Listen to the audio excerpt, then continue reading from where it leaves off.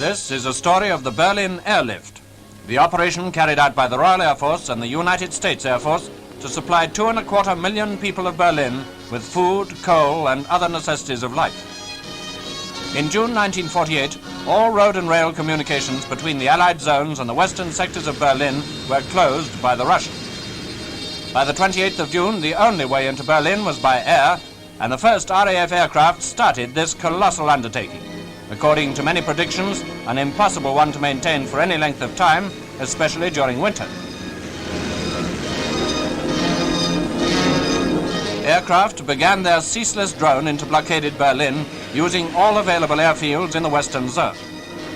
In the first 3 days, 500 landings were achieved, but with the aid of the United States Air Force, the number of flights rose by October to 600 per day. Sunderland flying boats of Coastal Command were ordered in to supplement the land-based planes.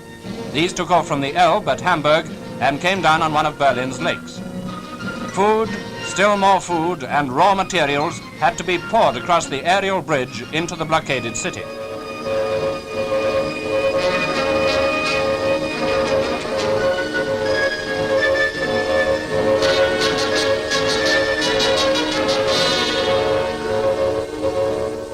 Only one narrow corridor led from the base on the Elbe near Hamburg to the unloading base at Havel Lake in the British sector of Berlin. Within 4 days of the decision to use them, the first giant boats, each carrying 5 tons of vital material, were on air transport service. You are clear to take off, over.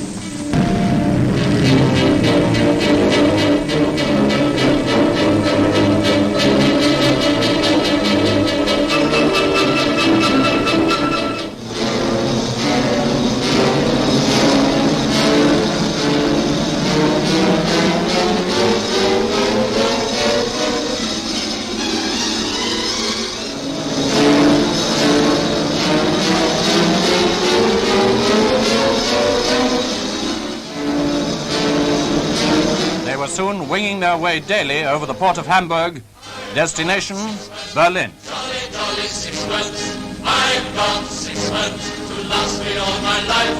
I've tuppence to spend and tuppence to lend and tuppence to send home to my wife. No cares have I to with me, no pretty little girl to receive me. I'm happy as a king. Past the Olympic Stadium, and presently over the only power station left working in the western sector.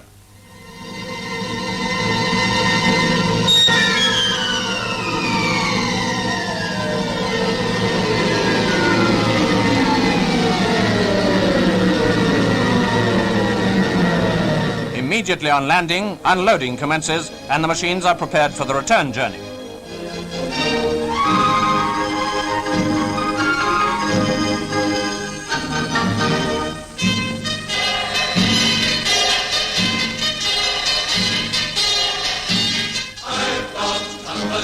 Jolly, jolly tuppence, I've got tuppence to last me all my life. I've tuppence to spend and nothing to lend and nothing to send home to my wife. No cares have I to with me, no pretty little girl to deceive me. I'm happy as a king, believe me, as I go. On the return trip, exportable freight was carried, and the opportunity taken to remove some of Berlin's sick children for convalescence. Only the very worst weather kept Allied aircraft out of the sky.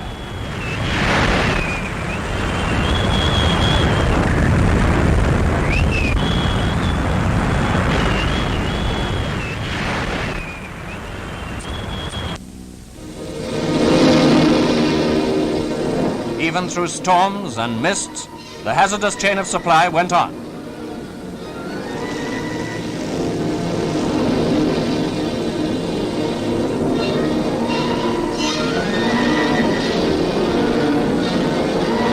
As dusk falls, Sunderlands tie up for the night. Although doing valuable service, the Sunderland's part was small compared to the land-based planes. These indefatigable blockade runners carried on throughout the night and into the dawn.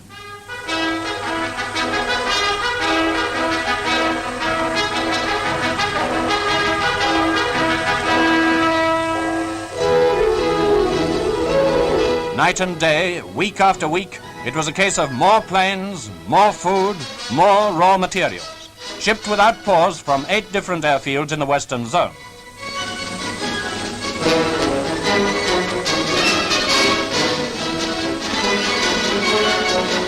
Month after month, the tempo of flights was stepped up, and by Christmas, American and British planes had made 100,000 trips and carried a total of 730,000 tons into Berlin.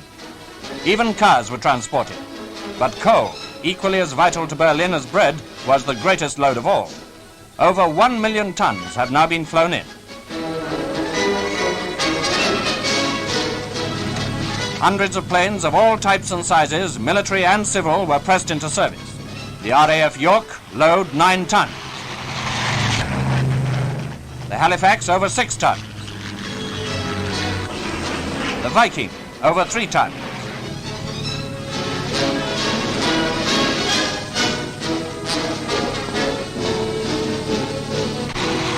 The RAF Dakota, 3 tons. The Civil Tudor, 8 tons. And what the Berliners call the Grosser Tudor, 10 tons.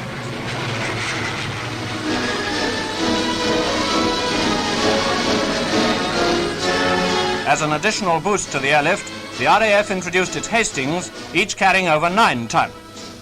At the 3 airports in Berlin, Gatow, Tempelhof and Tegel, aircraft were landing or taking off every 90 seconds. Many notabilities visited Berlin to see the workings of this magnificent achievement and to praise the great work of the British and American ground and air personnel. Chief of the Air Staff, Lord Tedder, and the Foreign Secretary, Mr. Bevin, whose diplomacy was much aided by the success of the airlift. He added his tribute when he visited Berlin on the eve of the lifting of the blockade in May 1949.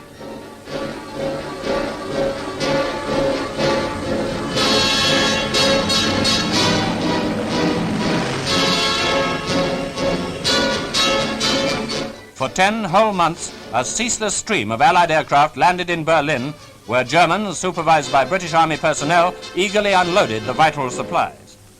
Air crews of the RAF and Commonwealth crews from Australia, New Zealand and South Africa, together with their British charter colleagues, all of them played their part with the United States Air Force in maintaining this non-stop operation. A combined operation which on one day landed in Berlin a record load of nearly 13,000 tons. That is equivalent to the normal tonnage moved daily by surface transport before the blockade. Newsprint for Berlin's democratic press comes in. Mail for the outside world goes out.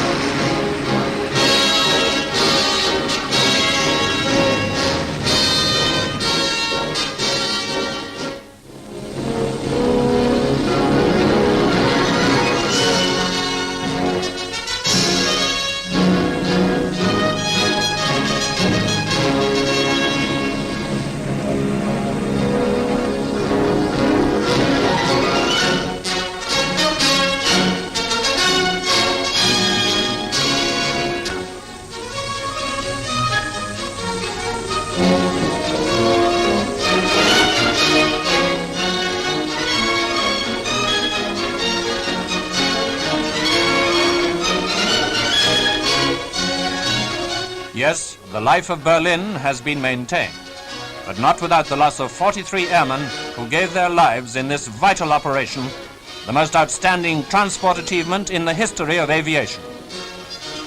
The airlift carries on.